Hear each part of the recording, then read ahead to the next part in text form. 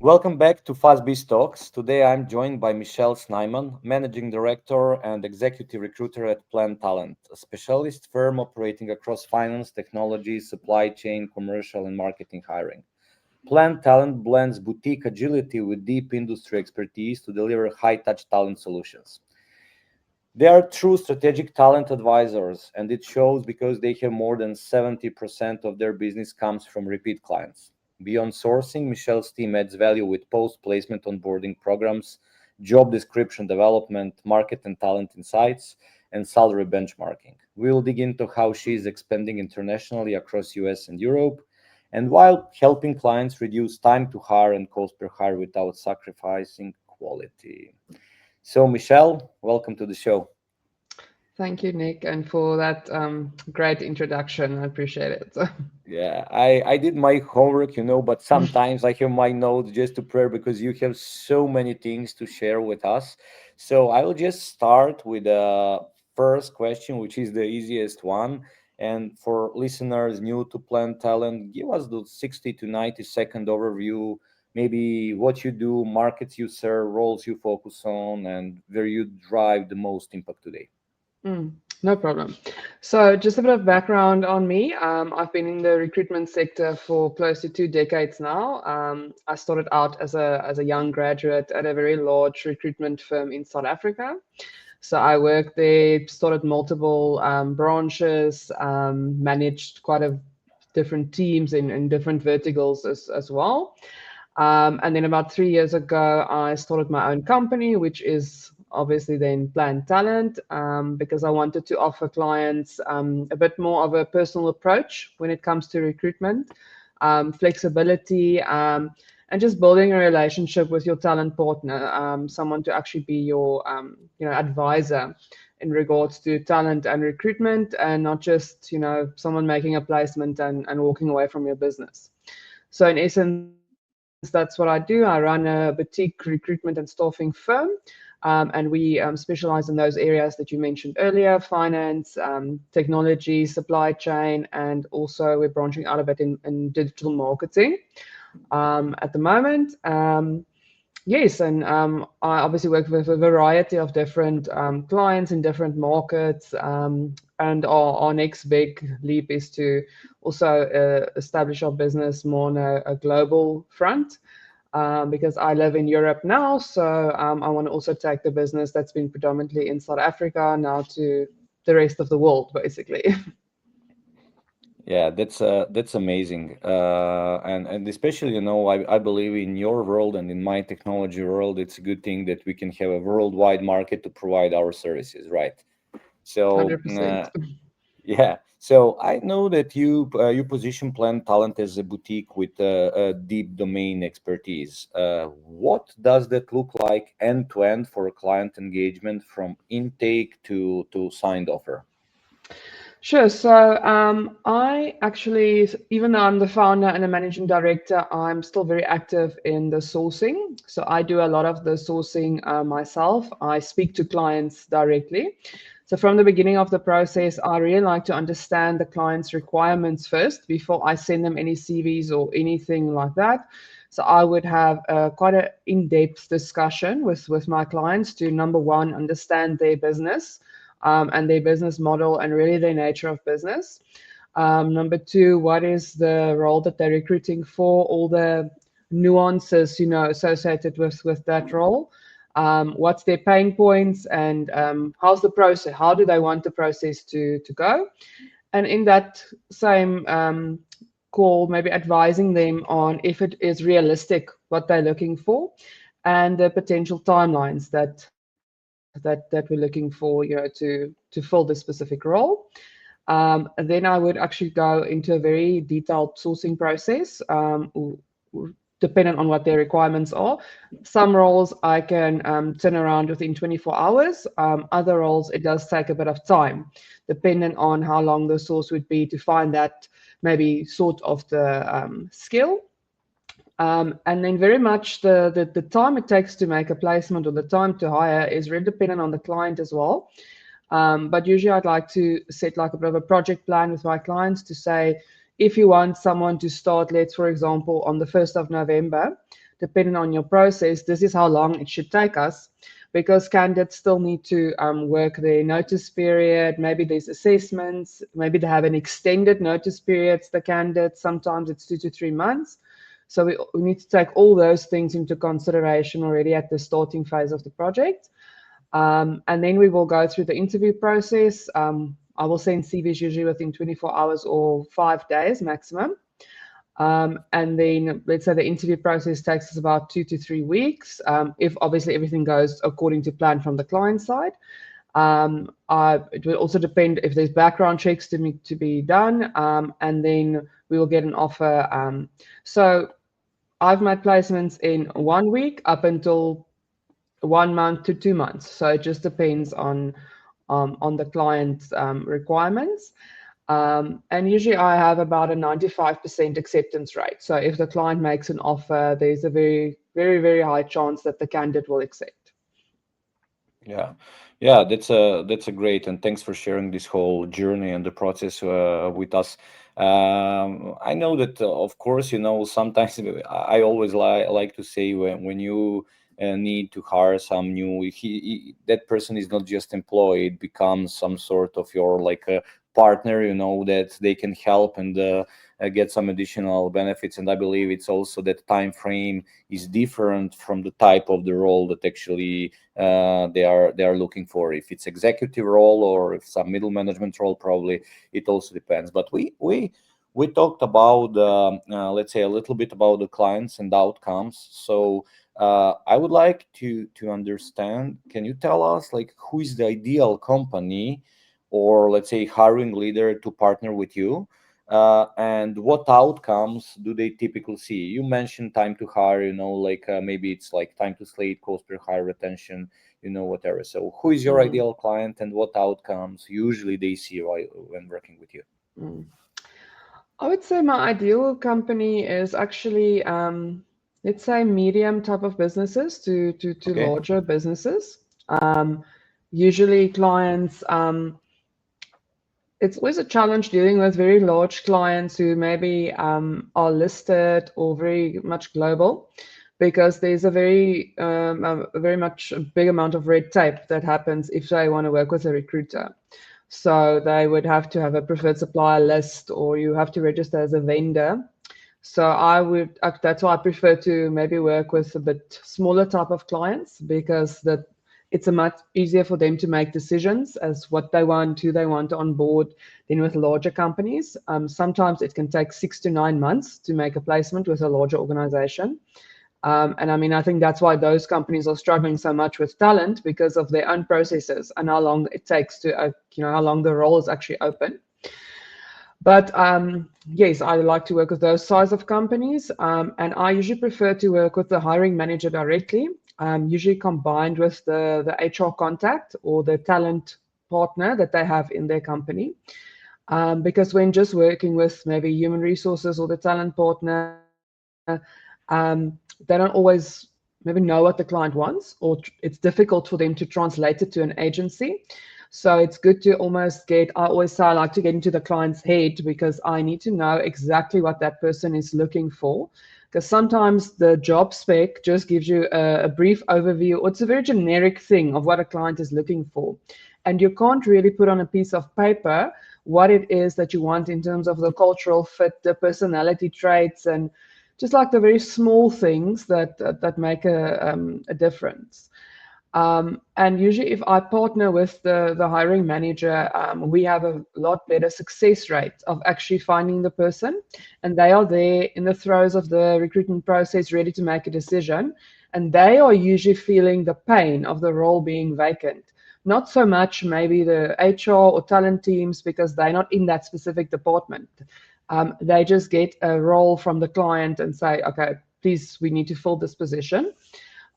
In my experience, the benefit of actually working with a specialized agency is time to hire, time to actually get a person on board.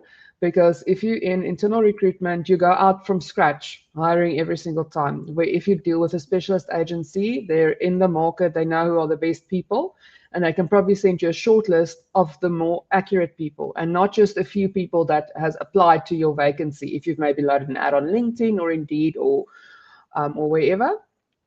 And I also like to give my clients a flexible pricing model.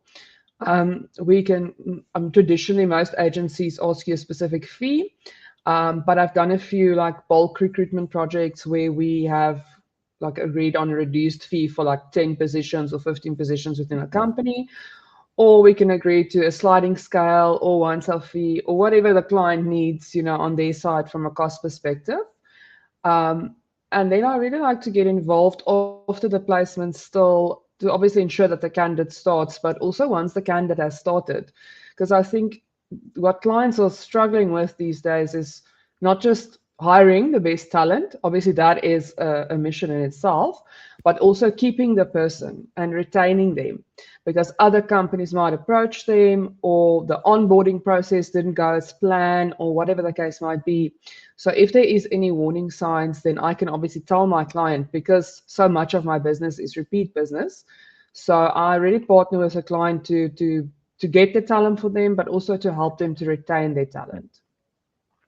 Yeah, yeah. I hear what you're saying completely about that.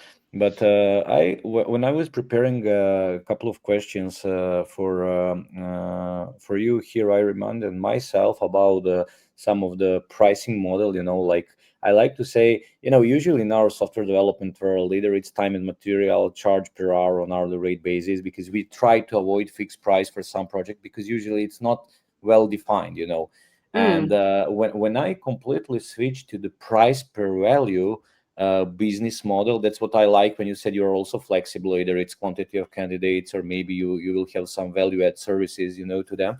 Like when I added price per value business model, how much to charge client, because it's not the same if you deliver some functionality in 2 weeks or 2 months, right? So yes. probably that client of ours in this case can like maybe if he fundraise money, if he needed to put the feature in front of his customers, and if we save some time, that's added value to him. But let's I know that you already mentioned couple of things because you walked us through some of the processes, but can you add something, like walk us through your post-placement onboarding program, maybe job description development, insights, and salary benchmarking? We didn't still mention that. And how Mm. do basically these reduce ramp time and miss-hire risk? Because I think it's important for the end client as well. Well, I would say the job spec development or job order development and the salary benchmark, kind of the insight part of it, actually becomes important before the client actually even starts interviewing or going through the whole hiring Yeah. process. I can just give an example with one of my existing clients is a Brazilian logistics group, which actually came to South Africa from Brazil to set up their African operations there. When I started working with them, they couldn't even speak English. So we had to navigate, ourselves regarding that. But they didn't have any job specs. They didn't understand the salary benchmarking of the South African market or anything. They had nothing. So every time I got a role from them, I actually, especially for them, more they hired a few executive level positions. So I actually designed the job descriptions for Hmm. them. I mean, now they have them with the input of the CEO, of course. Reviewed them, they have them. They can now tweak them whenever necessary. And I also did an exercise for them because they were expanding into Ghana. So I went and did a salary benchmarking for them for specific roles that they're looking for. It was obviously logistics oriented roles, but specifically what is the minimum wages that they need to pay in the country, because they had to set up a budget of what's the salary bill going to cost them for the first year. So I think in terms of that, if you partner with a recruiter that can give you that type of insights, it's not just someone that's going to find you a talent or a person to do the job, but it's actually someone that's giving you valuable insights into the cost of hiring of talent, when you can get it, where you can get it, how long is it going to take you to actually get it, and then you can also adjust your expectations to say, okay, it's going to take us 6 months to fill these positions, or it's going to take us 3 months to fill all these roles. And if you obviously get the job requirements correct and the salary benchmarking, then the chances of finding candidates is highly more likely. than it is to just trying to, oh, now we're just loading an ad. We don't really know what we're doing. And if you know, kind of, if you have a bit of a framework of what you're looking for, then it is also easier to not step in pitfalls, and hire the person that's not going to work out. Because if you have partnered with someone who's got a lot of experience in the market, then they can tell you, look, I think candidate A is going to be better for your team than candidate B. And this is the reasons why I'm saying it. Because I've made hundreds of placements in my career in various markets. So the behavior of candidates, I can only say, has not changed in the last 20 years that I've worked with them. Because moving a job for any candidate is a very emotional decision. Where for a client, when they're hiring a candidate, it's not an emotional decision. It's a very transactional type of thing, because the client is looking at who can do the job and what is it going to cost me. Those are literally the things they're going to look at. Where for a candidate, the nuances that they feel is a lot different than how the client sees it.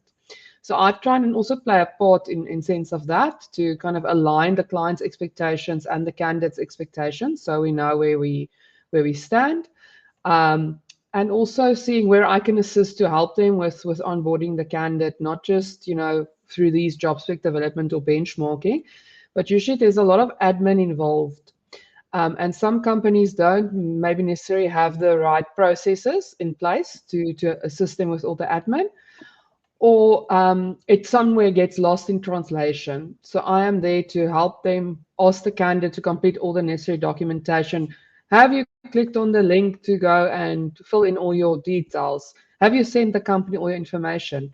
And sometimes I need to follow up with the HR people as well. Have you sent it to the candidate? What's happening in terms of that?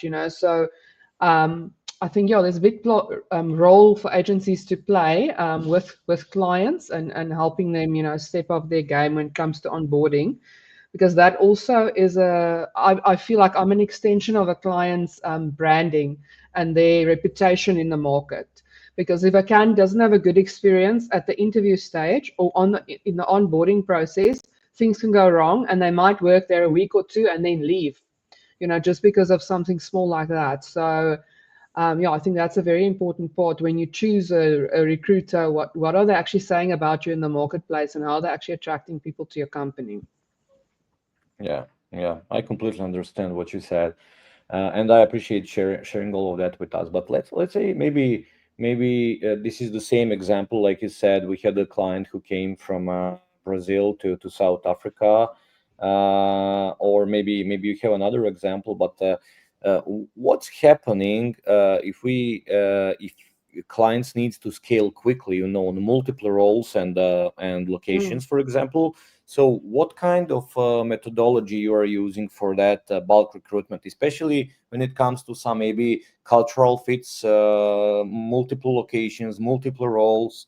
Like, I believe it could be, from my perspective, be a messy, not for you, maybe that because you are 20 years into that, but how you can you share with us some methodologies maybe that you are using? Is it sourcing, screening, velocity, quality control? How you handle all of that?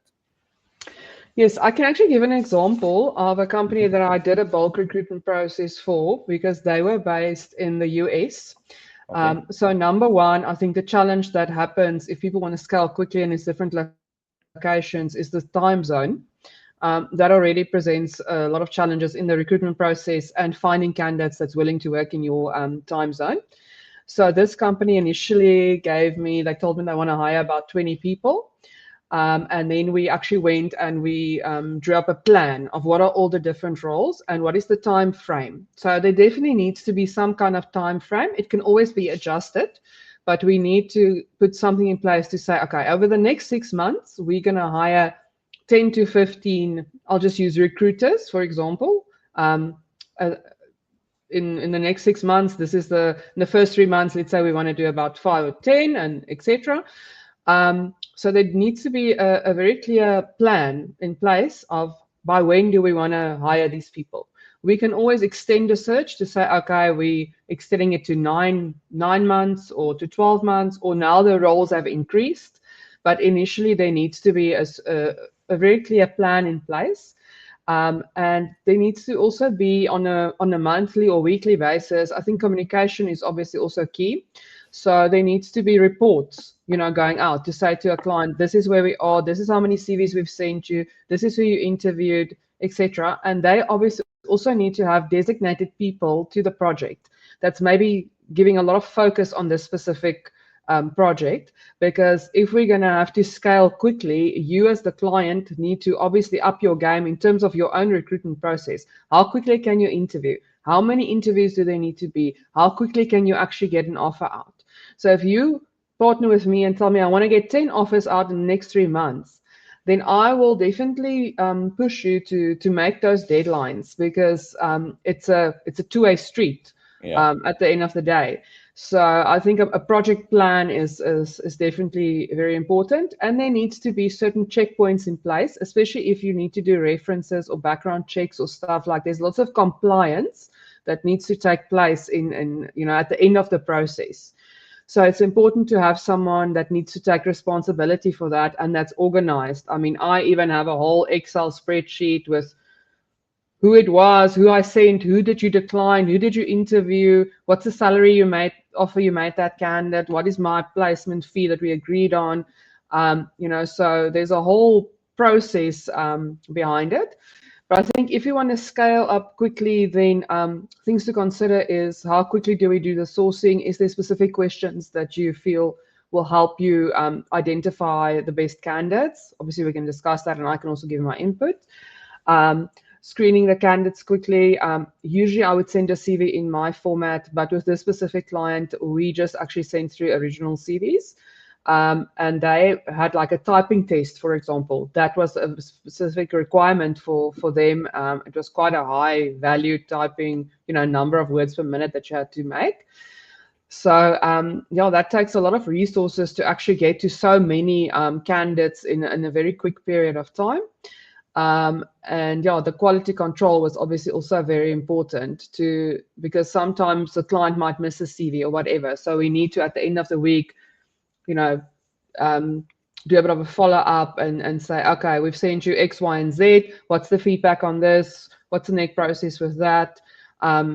Etc. So I think it obviously also just depends on the client, but I would say that is kind of the process that I've seen that works the best.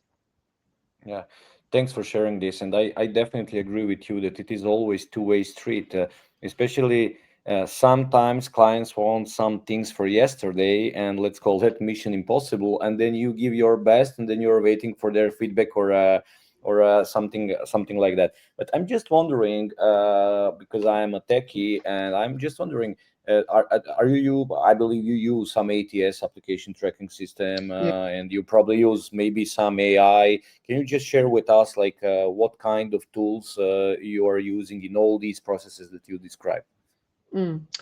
So actually recently I redid my whole website. So I'm glad you saw the updated version of it.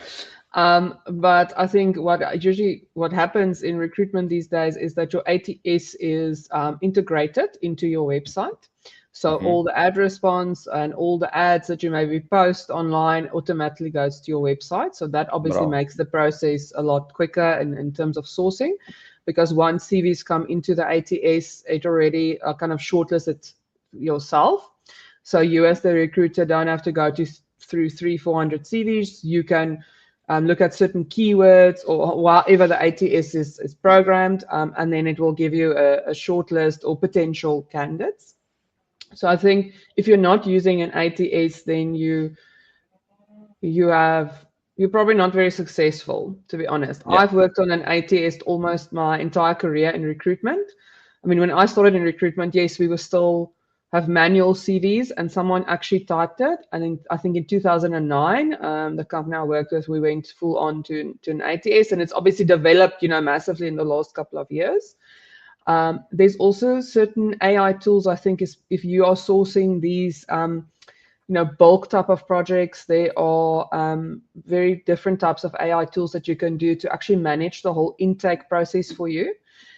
It still needs a human eye to overlook it, but there's lots of tools out in the market that you can use. I even use tools such as Copilot and Grok and things like that to even do sourcing, or for different things, in recruitment that you can actually use it for, that can make your life a lot easier. So I think it definitely is a very big, or it's a very hot point in recruitment now, especially for internal and external recruiters, is what type of ATS are you using, and what type of AI tools are you using, and how are you using it? Because some companies do want to spend a lot of money on it, and other companies don't. So you need to then maybe see what free tools are available to you. Mhm. And obviously, LinkedIn, if I can maybe just point that out too, LinkedIn kind of has a monopoly in the market at the moment. It's not a job portal, but it's the primary place where people network with each other Yeah. and look for job opportunities. So I actually headhunt most of the people I place across the world, from LinkedIn.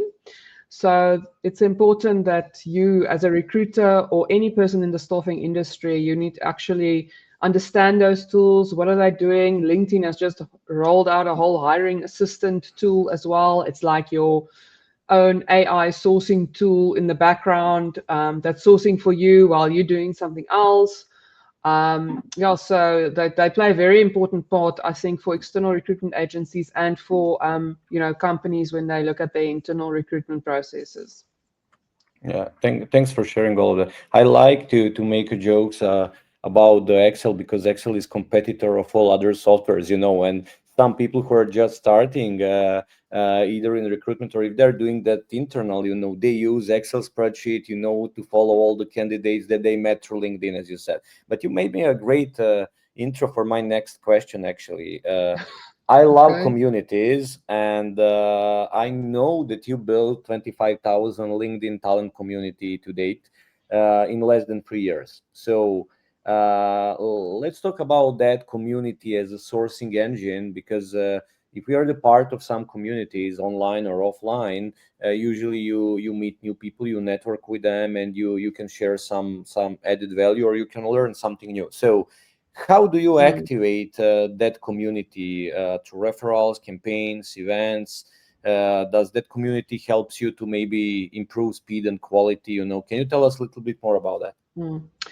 Just to go a little bit back, I obviously in the last 3 years,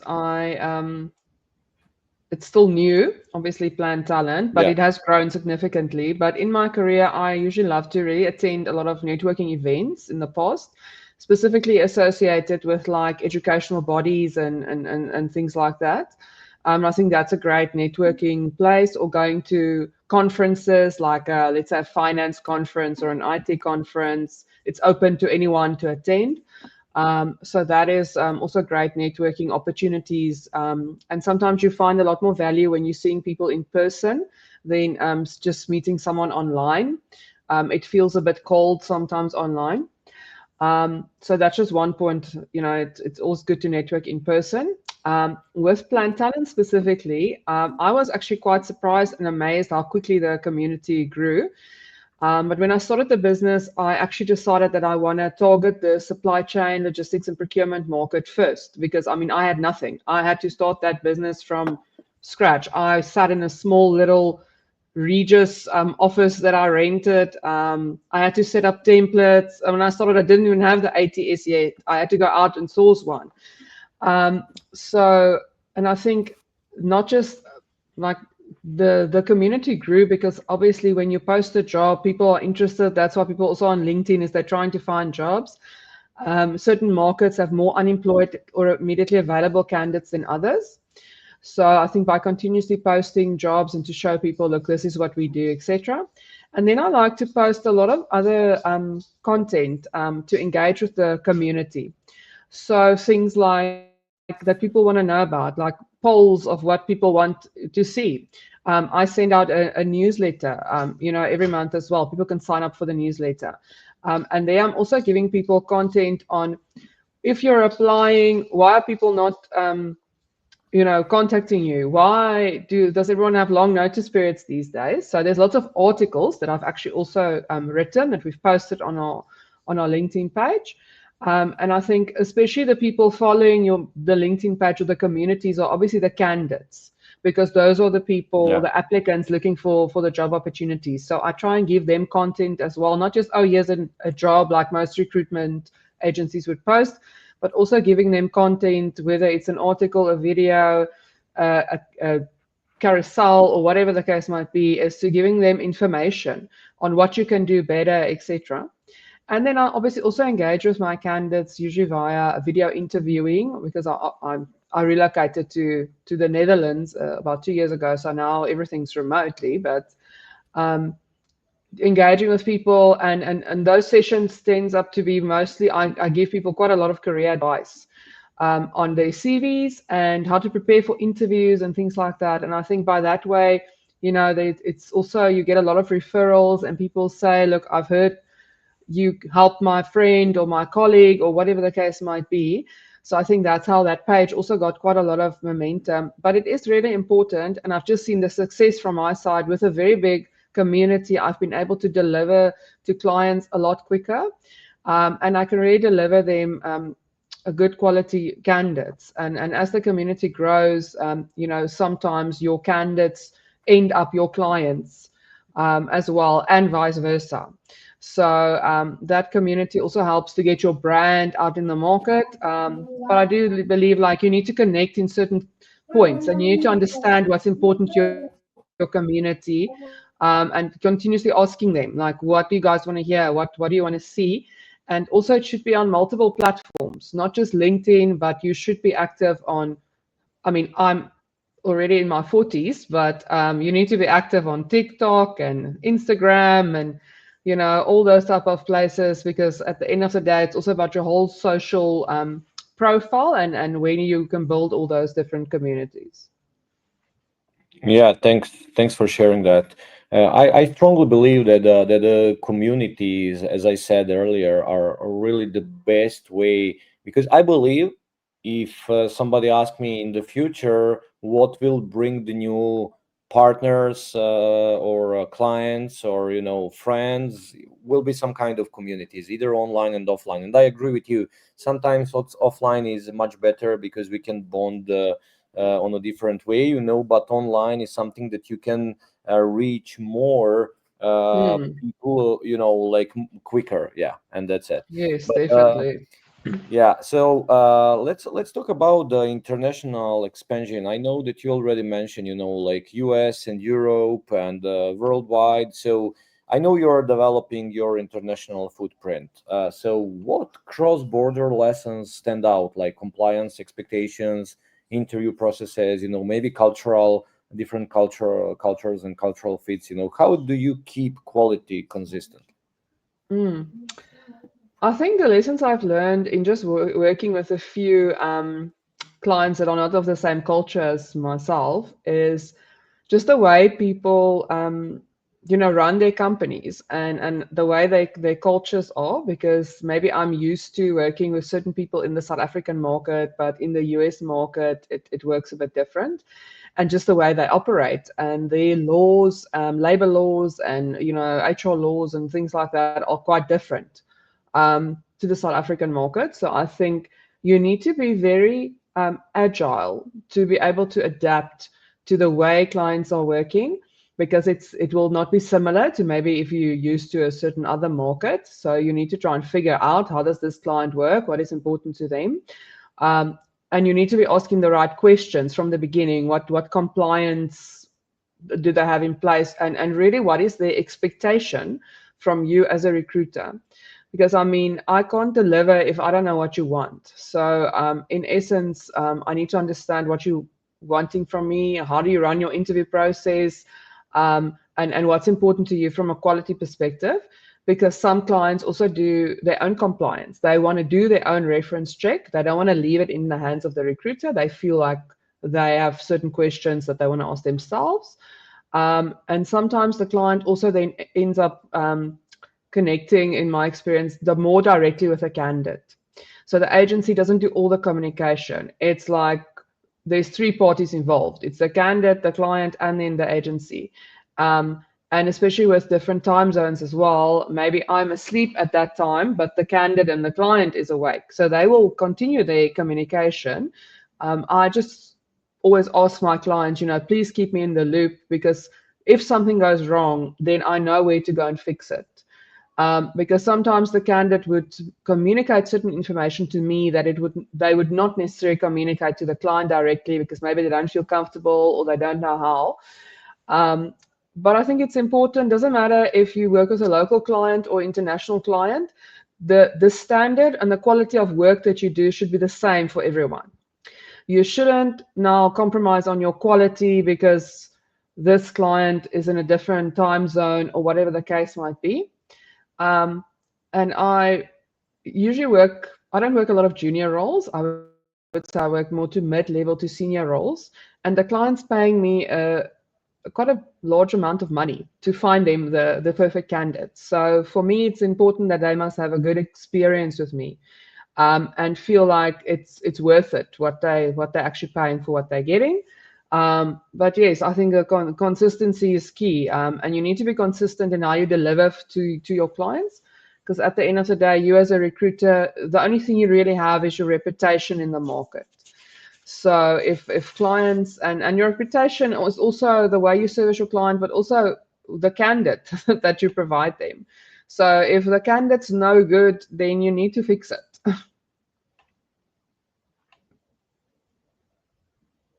Sorry, I was muted. So I completely agree with you, and what I wanted to add basically on top of that, like when we try to work with let's say different even clients and different let's say roles, engineering roles in different markets, I also figure out some things, about especially maybe cultural difference, and also compliance difference. Because let's say when we work in some health tech space business in US, you need to respect that HIPAA compliance and so on, so we Mm. needed as European team to adapt to US law. We just needed to have some let's say clear instructions and documentation, and how we can basically fulfill all compliances based on their law.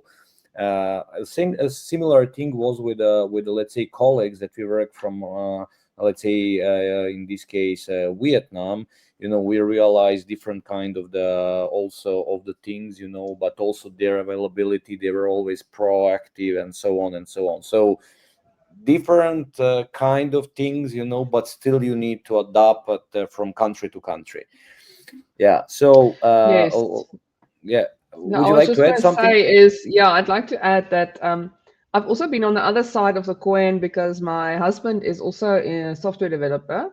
So he went through a whole process when he got an opportunity here in the Netherlands, for a very big consulting company.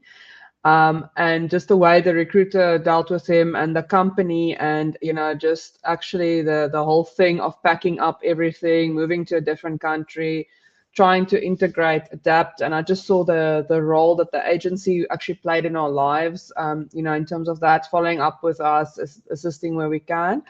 And the company actually also went to great lengths to ensure that he adapted. I mean, obviously, we have to adapt to the Dutch culture, which I think, in essence, is quite difficult, actually learning the language, etc. So I think, yeah, that like, it's a very important point. What you're saying is like the whole cultural aspects plays a massive role in not just through the entire recruitment process, but actually a candidate starting, and the company working with them, and making sure they adapt, or they're happy, or they're adjusting. And you want to appoint someone that is also versatile and agile, that can adapt and that wants to adapt to these type of things. Yeah, yeah, I agree with you. I have three more questions to go with you, and I promise it's maybe easier one. So we Okay. talked about finance versus technology versus supply chain versus marketing. So I would like to know, like, how to say that, like, where are you seeing the biggest demand and the most, let's say, acute skill gaps right now? Um, I think the biggest skill gap is probably in the IT sector, and probably in the engineering market as well. I think it probably depends on what country you are in or what region you are in. But the regions I've worked in, I think the hardest roles to place is on the technology side. On finance and supply chain, I think there are a lot of candidates in the finance and supply chain market. Maybe there's an oversupply of candidates, but clients are still struggling to fill positions in that market because you have so many options sometimes, and you don't know who's a good one and who's a bad one, so you actually need to, it takes you a lot of time to filter out who's the right person for each of these positions. But just from a candidate shortage, I would say the biggest demand is definitely professionals in the IT sector. I was actually doing a bit of a post on it earlier today in terms of like software developers, maybe cloud specialists, and then also obviously now AI and machine learning type of roles, because many of these roles are new. A lot of companies didn't have these roles like 5, 10 years ago. So now they need to find people to do it, and no one has really gotten the experience yet. So I think it's a big learning curve and a challenge for people in the technology space specifically to find these type of candidates and securing them for their organization. Yeah, yeah. Thanks for sharing this. So as I promised, now we are going for more easier and easier question. Like I would like to know, is there any principle, quote, book, mental model that you lean on when leading the clients and projects and candidates even? So when you are making some decisions about the hiring, so what you can recommend to our listeners, like any book, any quote, any principle that you are into it. Mm. So there are two authors that I really like to read their books, and I've done in through my entire career.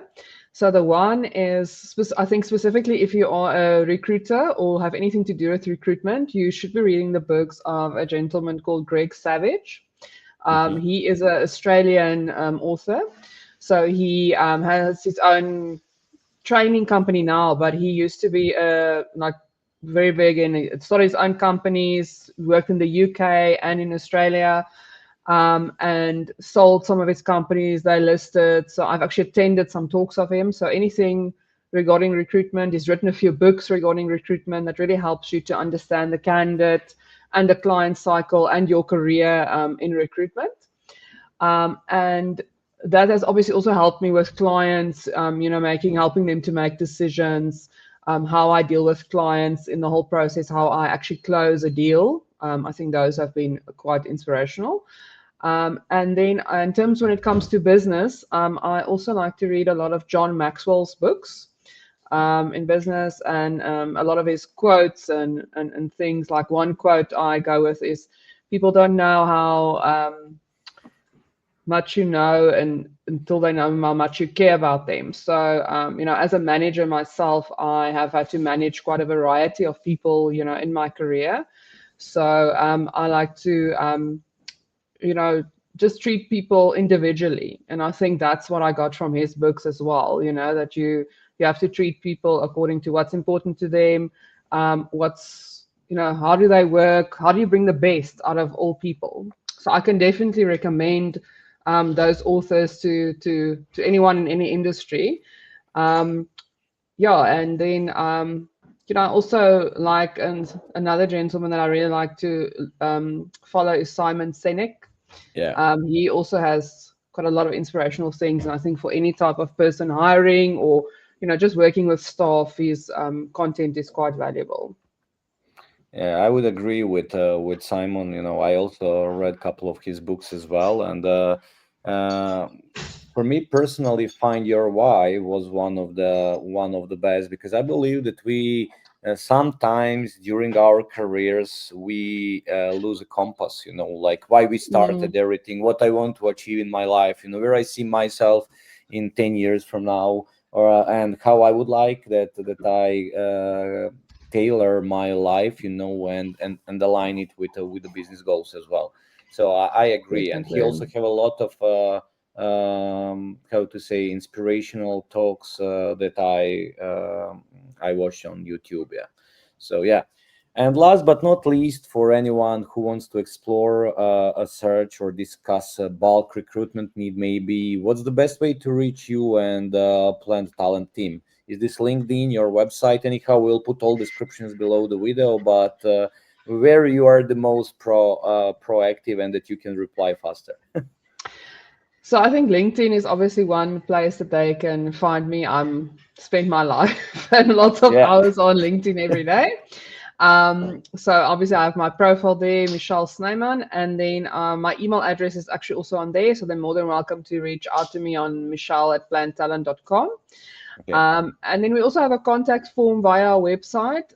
We're pretty responsive. Monitoring our website, my assistant usually deals with that, but I would say LinkedIn is probably the best place to start that connection. Great. Thanks. So, Michelle, thank you. This was not just interview, but master class in specialist recruiting done right. I would say like that probably. And boutique agility, deep expertise, and real value beyond the placement. I would call like that probably. So, to everyone listening, if you're hiring across finance, tech, supply chain, commercial, or marketing, and you want measurable gains in speed, cost, and quality, take a look at Plant Talent and what Michelle with her team is doing. So until next time, hire with intention, align with data, and build teams that last. See you soon in the new episodes. Thanks, Michelle. Thanks, Nick.